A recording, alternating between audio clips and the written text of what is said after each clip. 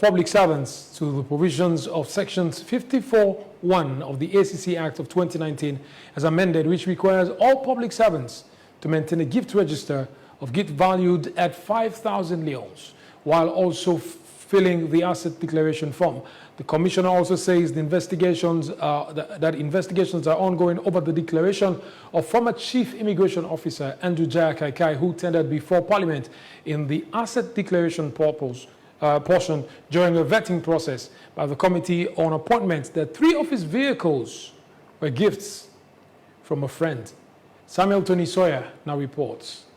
According to the provisions of Section 119, subsection 1 of the Anti-Corruption Commissions Act of 2019 as amended, every public officer shall, within 3 months of becoming a public officer, deposit with the Commission a declaration of his income, assets and liabilities, and thereafter in every 2 years that he is a public officer, but not later than 31st March of the 2nd year, deposit for the declaration of his income, assets and liabilities, and also while leaving office. In lieu of the above, March 31st was the supposed date for asset declaration of public servants. However, coupled with a lot of challenges, the deadline for declaration was extended to October 15th this year. Yet again, many public servants were unable to tender their declaration to the ACC. This led to the pronouncement of salaries withholding of defaulters by the Minister of Finance. However, with a huge number of public servants failing to meet the deadline, a week extension was made until the 26th of October 2023. According to Sylvanus Blake, Public Relations Officer at the Anti-Corruption Commission,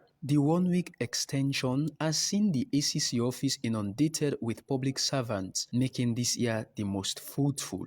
Public officers have been coming in, and all of those who've come in and successfully declared will be less the total number of defaulters. So I must say we will have one of the greatest asset declaration years we've ever had in this country. The tendering of 3 vehicles as gift received from friends by the former immigration boss to the Committee on Appointment during his vetting at Parliament left the committee baffled as he was asked to redo the form. Despite these concerns, Kaikai was approved the following day. This seems to have moved the commission to issue a release calling on the attention of public servants to the provisions of the Commissions Act to tender a declaration of all gifts valued at 5,000 new leones in the gift register. Sylvanus Blake explains the content of the release and the penalties defaulters shall face. Subsection 1 says if a public officer solicits gift, you've committed an offense. And so the penalty is you will be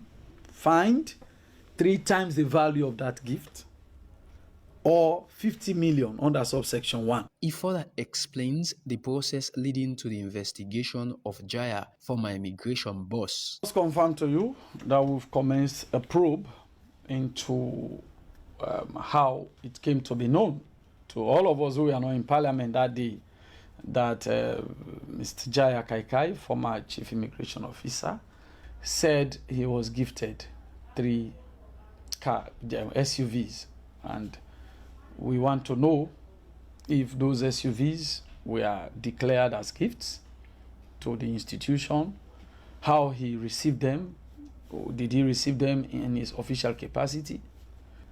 And so the conclusion of that probe will tell us what those gifts are and what were the supposed intentions behind them. At this stage, the vehicles are all with us. They've been impounded and the investigation is ongoing. Samuel Tony Sawyer, AYV News, Freetown.